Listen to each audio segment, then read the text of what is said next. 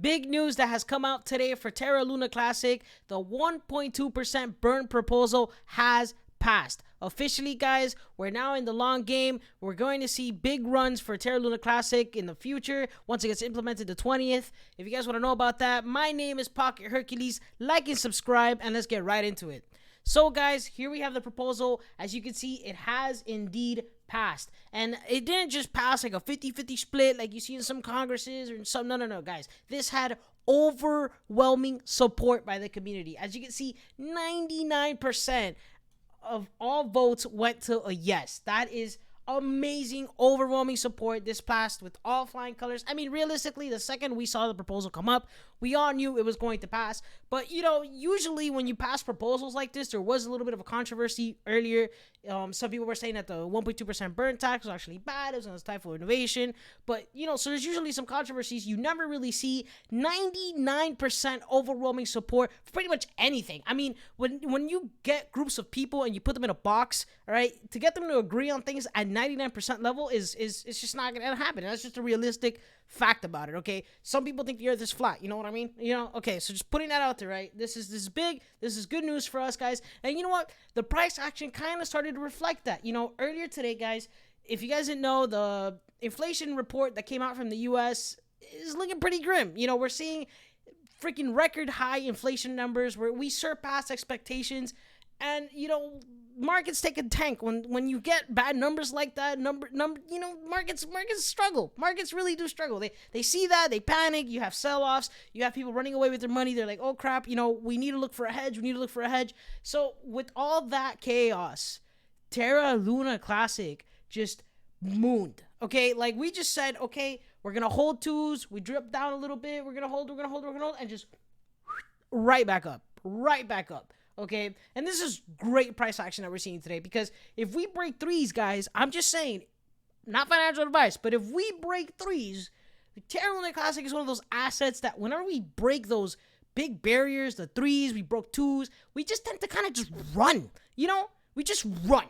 We're going to see trading volume go up, and you're probably going to see a massive run for Terra Luna Classic. And guys, look, I heard a lot of panic earlier today. People were panicking when we woke up this morning and we saw that our beloved asset was down 14%.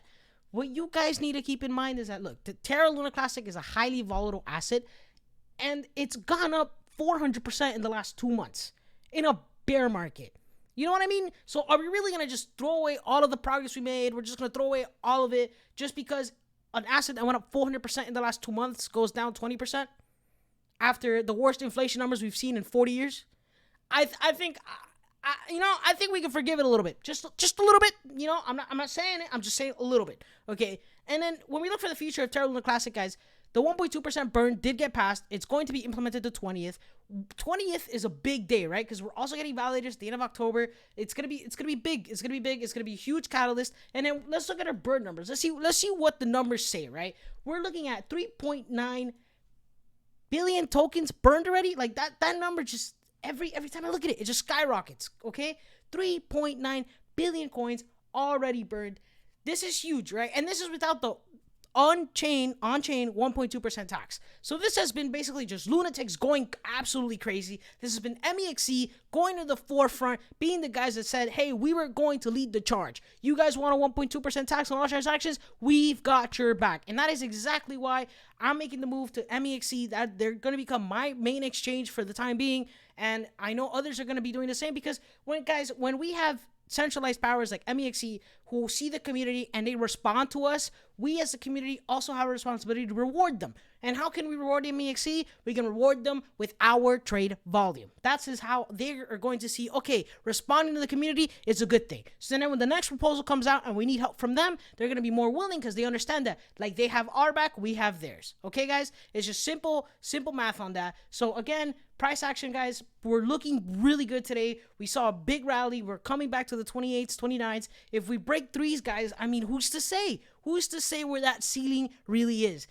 Terra Luna Classic just continues to prove to be one of those assets that just runs away from you. Okay, I thought I was at a good buy point. I've been dollar cost averaging for the past few days. I bought a big bag at the floor, and because I believe that when the validators come out, I believe personally that we're going to see a huge run in the price because there's just going to be such a huge demand for Terra Luna Classic to be able to stake with the validators that we want.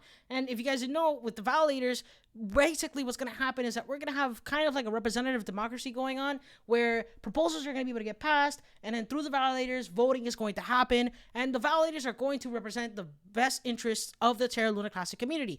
And at an individual level, with my Terra Luna Classic, I can stake, or which is in a process called delegation, and you get two options. You can delegate and undelegate. The point is that if I delegate with a validator, they essentially get my voting power due to the volume or the amount of Terra Luna Classic that I hold with them, that I have staked with them.